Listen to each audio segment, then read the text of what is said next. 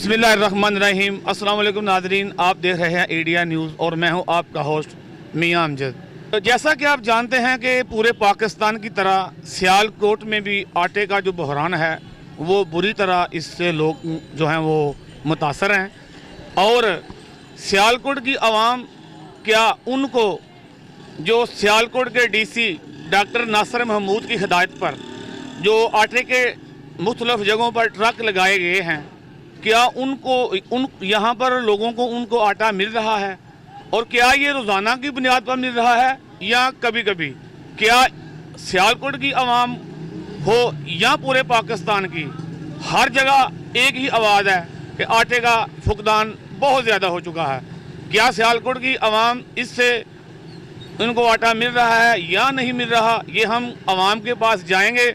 और जो सियालकोट के डीसी जनाब डॉक्टर नासिर महमूद की हिदायत पर जो जगह जगह पर इनके ट्रकों के जो स्टॉल लगे हैं, क्या उनको मिल रहा है या नहीं, ये हम आवाम के पास जाएंगे और जानते हैं सियालकोट की आवाम से और वो इसके बारे में क्या कहते हैं। तो आइए चलते हैं जी। तो मैं गंदम मंडी सियालकोट में मौजूद हूँ। यहाँ पर मेरे साथ नायब सदर आटा यूनियन के जो नायब सदर हैं मोहम्मद सलीम साहब, वो हमारे साथ मौजूद हैं। और इस वक्त बाज़ार की आटे की क्या सूरत हाल है वो हम सलीम साहब के जानेंगे। जी सलीम साहब, अस्सलाम वालेकुम। वालेकुम सलाम। जी, ये जो आटे का बहरान है, यहाँ लोगों को आटा मिल रहा है या नहीं मिल रहा, इसके बारे में आपके क्या तासरात हैं? बिस्मिल्लाहिर्रहमानिर्रहीम। मेरे प्यारे भाई, ये आपने बहुत अच्छा मौजू जो है ना शुरू किया है, तो मैं आपका शुक्रिया अदा करता हूँ कि आप मीडिया वाले हर बात, हर चीज़, हर मुश्किल, हर परेशानी, हर टेंशन जो कि अवाम से सुनकर अवाम तक पहुँचा रहे हो, ये आप एक बहुत अच्छा काम कर रहे हो। और मुझे अल्लाह के घर की उम्मीद है कि ये नेकी का भी काम है और दुनियादारी का भी काम है। तो सबसे पहले तो मैं ये कहूँगा कि आटा तो मिल रहा है या नहीं मिल रहा, ये तो बात की बात है और दो नंबर बात है। पहले नंबर में तो ये कहूँगा कि ये जो हुकूमत चलाने वाले हैं हमारे अरबाब व अख्तियार, ये या तो बिल्कुल नाहिल हैं या बिल्कुल अनपढ़ हैं या बिल्कुल ये कोई ड्यूटी पर इनको लेकर कोई आया हुआ है। क्योंकि जिस चीज़ को ये हाथ डालते हैं, अगर वो बहुत ज़्यादा है तो वो बिल्कुल ख़त्म हो जाती है। अगर ये वाम को हाथ डालते हैं तो वाम मातम करना शुरू कर देती है। अगर ये चीनी की बात मुंह से निकालते हैं तो चीनी खत्म हो जाती है। अल्लाह का वास्ता हुक्मरानों। अभी मेरे साथ एक नौजवान खड़ा है जो कि थोड़ी देर पहले हम एक दुकान पे गए थे, वहाँ पर रेट लिखा था 805 रुपये और वो 805 रुपये में फरोख्त कर रहे थे। और ये बच्चा उस वक्त वहाँ मौजूद था उस दुकान पर, और अब ये हमारे पास आया है और ये उस दुकानदार के बारे में ये क्या कह रहा है, आइए इससे पूछते हैं। आगे मैं उनसे आटा लेने गया हूँ, जब ये मीडिया वाले खड़े थे उन्होंने उस वक्त मुझे कहा थोड़ी देर बाद आना फिर आटा देते हैं। थोड़ी देर बाद गया हूँ तो वो कह रहे हैं पूरे पैसे लेके आओ फिर आटा दूंगा। मैंने बोला जितने लिखे हुए हैं उतने 1000 रुपये से काट लो, हैं 205 रुपये मुझे वापस दे दो, हैं तो आटा दे दो। उसने मुझे बोला नहीं पूरे पैसे 805 रुपये ला तो फिर आटा मिलेगा, ऐसे नहीं आटा मिलेगा। जी नाज़रीन, जैसा कि पहले एक बच्चे ने आपसे जो शिकायत की कि जब वो एक दुकानदार के पास गया, जब हम वहाँ पर मौजूद थे तो वो 805 रुपये का आटा दे रहा था। जब हम वहाँ से चले गए हैं तो वो बच्चे को कहता है जी पूरे पैसे ले गया हो। तो अब हमारे साथ एक और भाई यहाँ पर मौजूद हैं, तो वो इसके बारे में क्या कहते हैं, उनके साथ क्या हुआ, आइए उनसे जानते हैं। जी अस्सलाम वालेकुम। वालेकुम अस्सलाम। भाईजान, आटा जो है ना मिलें ब्लैक कर रही हैं और मार्केट में आटा नहीं दे रही। जो दुकानदार को आटा दे रही हैं वो 20 थैले देती हैं, बकाया 100 थैला महंगा देती हैं ब्लैक करके। जितने भी फूड अथॉरिटी के बंदे मिलों में बैठे हुए हैं ये सब वहाँ से बताहोरियाँ ले रहे हैं और ये सब निज़ाम दरम भरम कर रहे हैं। इनको चाहिए कि आटे की फराहमी बेहतर करने के लिए हमारे दुकानों में भेजें, मंडी में भेजेंगे तो आम आवाम को आटा मिलेगा। अगर मंडी में नहीं भेजेंगे तो फिर आटा आवाम को किधर से मिलेगा? तो ये जो है ना इन्होंने जो गंदम ब्लैक की है, ये हमारे बड़े बड़े जो हुक्मरान ऊपर बैठे हुए हैं, चोर डकेट सनफरिस्त हम कहते हैं, जो ये झूठा दावेदार मदीने रियासत का दावेदार जो है, इसने सारा काम खराब किया। इसने आते सारी अपने भाइयों को अफगानिस्तान गन के बेच दी है, जैसे कश्मीर का सौदा करके आया है। अब इसने बाहर से इंपोर्ट करनी है पैसे कमाने के लिए। जो पैसा इकट्ठा किया वो बाहर भी तो भेजना है ना किसी तरीके से मेरे भाई। वो अभी डॉलर इधर से जाएंगे, उधर से डॉलर आएंगे, ये पैसे ट्रांसफर होंगे।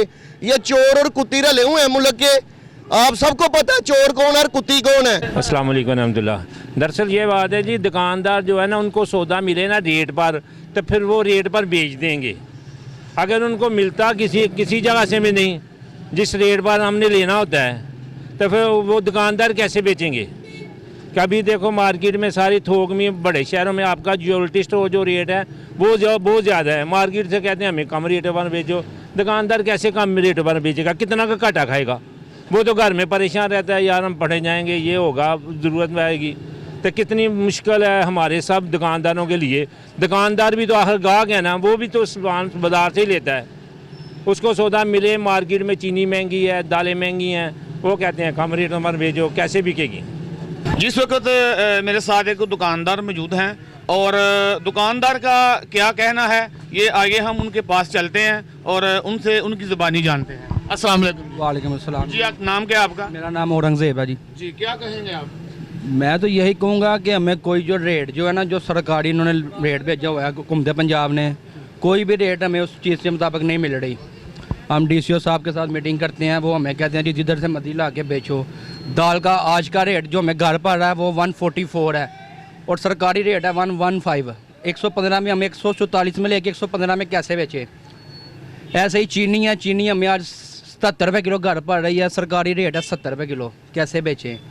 मिर्च पीसी हमें 500 रुपये घर पड़ रही है, DC साहब कहते हैं जी 350 में बेचो, किधर से बेचिए हम।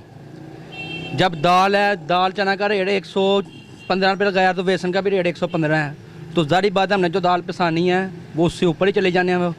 7-8 रुपये पिसाई है, वो 160 में बेचे तो कुछ बचता है। तो इन्होंने हमारा तो जीना हराम किया हुआ है।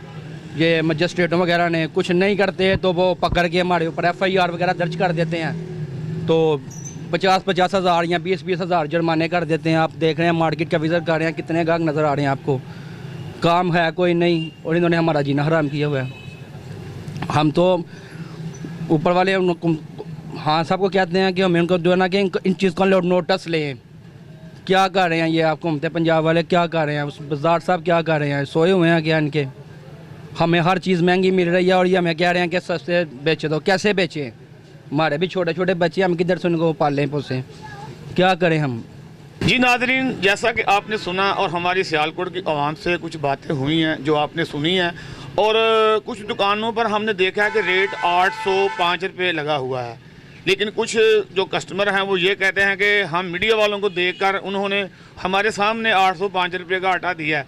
जब हम वहाँ से थोड़ा आगे चले गए हैं तो वो उन्होंने 1000 रुपये में डिमांड किया है, और वो बच्चा हमारे पास भी आया है, उसकी भी आपने बातें सुनी। और जो आटे का बहरान है वो सियालकोट में बहुत ही बुरी तरह है, जिससे लोग मुतासर हैं। और जो हुकूमत है, जो हमारे वज़ीर हैं, जो मशीर हैं, वो कहते हैं कोई महंगाई नहीं।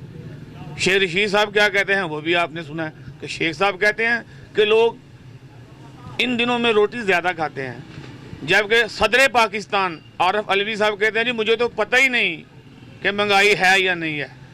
तो जैसा कि नाज़रीन आपने सुना है, और आवाम बुरी तरह जो मुतासर है, और इस वक्त पूरे पाकिस्तान में आटा, चीनी, दालें, घी, हर चीज़ जो है वो बुलंदियों पर पहुंच चुकी है और गरीब की पहुंच से दूर है। और ये पाकिस्तान की आवाम किसी मसीहा का इंतज़ार कर रही है, और वो मसीहा कब आएगा ये वक्त ही बताएगा। कैमरामैन उस्मान अली के साथ मियां अमजद, EDN न्यूज़, सियालकोट।